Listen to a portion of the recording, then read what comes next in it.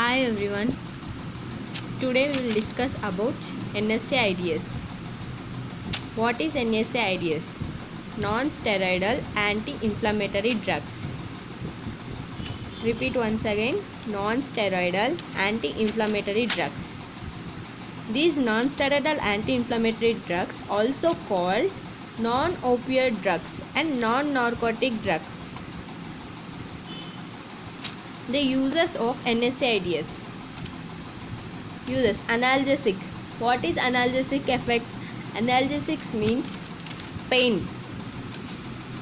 reliever, and antipyretic. Antipyretic means fever decreases, and anti-inflammatory, inflammation decreases.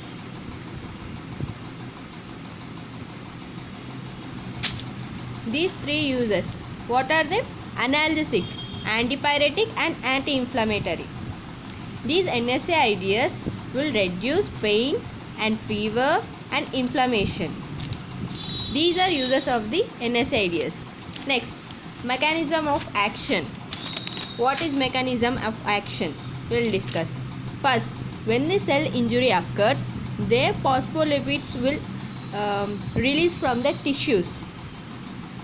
ఎప్పుడైతే మనకు cell injury అవుతుంది కదా, అప్పుడు అక్కడ ఫాస్ఫోలిపిడ్స్ అనేవి రిలీజ్ అవుతాయి. దాని నుంచి మనకు ఆర్చియోడోనిక్ యాసిడ్ అనేది ఫామ్ అవుతుంది with the help of COX. What is COX? COX means cyclooxygenase 2. This enzyme, with the help of this enzyme, arachidonic acid will form prostaglandins and thromboxane. What is prostaglandins? These are the reason for the pain and inflammation in the tissues, and thromboxane means platelet formation, platelet aggregation. We'll discuss once more again. First, when the cell injury occurs, ఎప్పుడైతే మనకు cell injury అవుతుందో అప్పుడు phospholipids అనేది release అవుతుంది. దాని నుంచి మనకు arachidonic acid అనేది టిష్యూలో లిబరేట్ అవుతుంది. దీని నుంచి ఫాస్ఫోలిపిడ్స్ నుంచి తర్వాత ఈ ఆర్కిడోనిక్ యాసిడ్ అనేది మళ్ళీ COX2 ఎంజైమ్ కూడా మనకు బాడీ టిష్యూస్లో ఉంటుంది. దీని హెల్ప్ తోటి మనకు ప్రోస్టాగ్లాండిన్స్ అండ్ థ్రోంబాక్సిన్ అనేవి రెండు ఫామ్ అవుతాయి. ప్రోస్టాగ్లాండిన్స్ ఏం చేస్తుందంటే మనకు పెయిన్ అండ్ ఇన్ఫ్లమేషన్ని కలిగిస్తుంది, అండ్ థ్రోంబాక్సిన్ ఏంటంటే ప్లేట్లెట్స్ ఫార్మేషన్ని ఆపేస్తుంది అనమాట, ప్లేట్లెట్ ఫార్మేషన్ని చేస్తుంది. ఓకే, ఇప్పుడు మనకు ఇప్పుడు ఇన్ఫ్లమేషన్ అండ్ పెయిన్ వస్తుంది కదా, NSAIDs ఎట్లా హెల్ప్ చేస్తుంది అంటే ఈ COX2 ఉంది కదా ఎంజైమ్, బాడీ టిష్యూస్ నుంచి రిలీజ్ అవుతుంది, దీన్ని ఇన్హిబిట్ చేస్తుంది, అంటే ఫామ్ అవ్వడాన్ని ఆపేస్తుంది. ఇప్పుడు ఒకవేళ ఈ COX అనేది లేకుంటే మనకి ప్రోస్టాగ్లాండిన్స్ అనేది ఫామ్ అవ్వదు, సో మనకు పెయిన్ అండ్ ఇన్ఫ్లమేషన్ అనేది రాదు. ఈ ఎంజైమ్ లేకుంటే మనకు ప్రోస్టాగ్లాండిన్స్ ఫామ్ కాదు అండ్ పెయిన్ ఇన్ఫ్లమేషన్ రాదు, అండ్ ఈ థ్రోంబాక్సిన్ కూడా ఫామ్ కాదు, ప్లేట్లెట్ ఫార్మేషన్ అనేది కాదు. ఇదే దీని ఎఫెక్ట్ అనమాట. COX2ని ఇన్హిబిట్ చేస్తుంది, దానివల్ల మనకి ఇన్ఫ్లమేషన్, పెయిన్ అనేది రాదు, అండ్ ప్లేట్లెట్ ఫార్మేషన్ కూడా కాదు. This mechanism of action of the NSAIDs. Next, classification. These are divided into 3 types: non-selective COX inhibitors, preferential COX2 inhibitors, and selective COX2 inhibitors. First, non-selective COX inhibitors. ఇందులో మళ్ళీ types: salicylates, ఇందులో type aspirin is more important, 5 marks ఎక్కువ important ఇది. Next, paraaminophenol derivatives, ఇందులో paracetamol వస్తుంది. Next, propionic acid derivatives, ఇందులో ibuprofen, fenoprofen, naproxen and ketoprofen. Next, acetic acid derivatives, ఇందులో indomethacin and కిటోరోలాక్ అనేది వస్తాయి. Next, ఫర్మేట్స్లో ఏమొస్తాయంటే ఫెమమిక్ acid. పైరాజోలాన్ డెరివేటివ్స్లో మనకి ఏమేమి వస్తాయంటే ఫినైల్ బిటాజోన్ అండ్ అజాప్రోప్రోపజోన్. నెక్స్ట్, ఆక్సికమ్స్లో మనకి ఏమేమి వస్తాయంటే పైరాక్సికమ్ అండ్ టెనోక్సికమ్. మళ్ళీ డిస్కస్ చేద్దామా.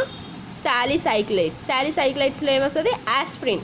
నెక్స్ట్ పారా అమైనోఫెనాల్ డెరివేటివ్స్, ఇందులో ఏమేమి వస్తుంది మనకి పారాసిటమాల్ వస్తుంది, para aminophenol derivatives. Next propionic acid derivatives, ఇందులో మనకి ఏమేమి వస్తాయి ibuprofen, fenoprofen, naproxen, ketoprofen. Next acetic acid derivatives, ఇందులో మనకి ఏమేమి వస్తుంది ఎండోమిథాసిన్ అండ్ కీటోరోలాక్. ఫెనమైడ్స్లో ఏమొస్తుంది మెఫెమిక్ యాసిడ్. నెక్స్ట్ పైరాజోలోన్ డెరివేటివ్స్లో ఏమేమి వస్తాయి ఫినైల్ బ్యూటాజోన్ అండ్ అజాప్రోపజోన్. ఆక్సికమ్లో ఏమొస్తుంది పైరాక్సికమ్ అండ్ టెనాక్సికమ్. ఇవి మనకు non selective COX inhibitors. Next preferential COX inhibitors, ఇందులో ఏమేమి వస్తాయి మనకు diclofenac, aceclofenac, meloxicam and nimesulide. Next selective COX two inhibitors, ఇందులో మనకు ఏమేమి వస్తాయి అంటే సెలెకోసిప్ అండ్ పారాకోసిప్, ఎటోరికోసిప్. ఇవి 3 అనేవి selective COX two inhibitors. Okay, this is the classification of NSAIDs. Next effects ఏమేమి ఉంటాయంటే ఏమేమి చేస్తుంది ఇది అంటే యాంటీ ఇన్ఫ్లమేటరీ ఇందాక చదువుకున్నాం కదా ఎట్లా ఆగిపోతుంది ఎప్పుడైతే సిఓఎక్స్2 ఇన్హిబిట్ అవుతుందో అక్కడ మనకు ఆర్కియోడోనిక్ యాసిడ్ నుంచి మళ్ళీ పీపీజీ మీన్స్ ప్రోస్టాగ్లాండిన్స్ అనే ఫామ్ గా, సో మనకు అక్కడ ఇన్ఫ్లమేషన్ అనేది రాకుండా చేస్తుంది. నెక్స్ట్ అనాల్జెసిక్ అంటే పెయిన్ రిలీవర్, ఇది ఒక effect anti inflammatory. Next antipyretic means what is antipyretic means fever decreases, ఫీవర్ని రాకుండా చేస్తుంది. నెక్స్ట్ యాంటీథ్రోంబోటిక్ అంటే ప్లేట్లెట్ ఫార్మేషన్ని ఆపేస్తుంది అనమాట. Platelet formation, what is platelet formation అంటే ఎప్పుడైతే మనకు ఇంజురీ అవుతుందో అక్కడ క్లాట్ అవుతుంది కదా, అక్కడ క్లాట్ ఎలా అవుతుంది మనకు ప్లేట్లెట్ ఫార్మేషన్ ద్వారానే అవుతుంది. సో ఆ ప్లేట్లెట్ ఫార్మేషన్ కాకుండా ఆపుతుంది అనమాట NSAIDs, అదే యాంటీథ్రోంబోటిక్ ఎఫెక్ట్ అంటారు. నెక్స్ట్ సైడ్ ఎఫెక్ట్స్ ఏమేమి ఉంటాయి NSAIDs GI irritation, gastro intestinal irritation, GI ట్రాక్లో మనకి ఇరిటేషన్ అనేది అవుతుంది అనమాట ఈ సైడ్ ఎఫెక్ట్స్ దీనిది. నెక్స్ట్ గ్యాస్ట్రిక్ అల్సర్ మీన్స్ మనకు స్టమక్లో అల్సర్స్ అనేవి అవుతాయి. డిజీనెస్ వస్తుంది అండ్ నాజియా అండ్ వామిటింగ్ ఉంటుంది. Confusion, renal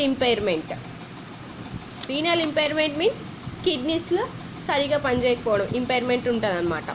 next Contra indications అంటే మనం ఎవరెవరిలో ఇది యూజ్ చేయొద్దు అని.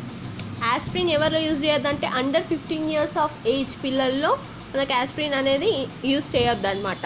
అండ్ ఎవరికైతే హైపర్ సెన్సిటివిటీ ఉంటుందో వాళ్ళకు కూడా మనం ఇది యూజ్ చేయొద్దు NSAIDs. నెక్స్ట్ రీనల్ ఫెయిల్యూర్ ఉన్న వాళ్ళకు కూడా మనం యూజ్ చేయొద్దు. Peptic ulcer, gastric and cirrhosis of liver, ఇవి డిసీజెస్ ఉన్న వాళ్ళలో కూడా మనం NSAIDs యూజ్ చేయొద్దు. These are the contraindications of NSAIDs. Okay, మనకు NSAIDsలో మోస్ట్ ఇంపార్టెంట్ 5 marks అడిగేది ఆస్పిరిన్. ఇది ఓల్డెస్ట్ NSAID మీన్స్ చాలా కాలంగా యూజ్ చేసే NSAID అంటే ఇదే అనమాట ఆస్పిరిన్. దీన్ని ఇంకొక నేమ్ ఏంటంటే ఎస్టెల్ సాలిసైలేట్, దీన్ని మనం ఎస్టెల్ సాలిసైలేట్ అని కూడా పిలుస్తాము. దీనివి 3 effects. What are the 3 effects? ఇందాక డిస్కస్ చేసాం కదా NSAIDs, anti inflammatory, antipyretic, anti analgesic. What is anti inflammatory means inflammation decreases, antipyretic means fever decreases, analgesic means pain decreases. These are the 3 effects of the aspirin. Antithrombotic, what is antithrombotic? Antithrombotic means platelet formation ni inhibit chestadi. Okay, see this antiplatelet. Next దీని doses ఏంటంటే aspirin dose 300 to 600 mg 300 to 600 mg per 8 hour. దీని effects ఏంటి?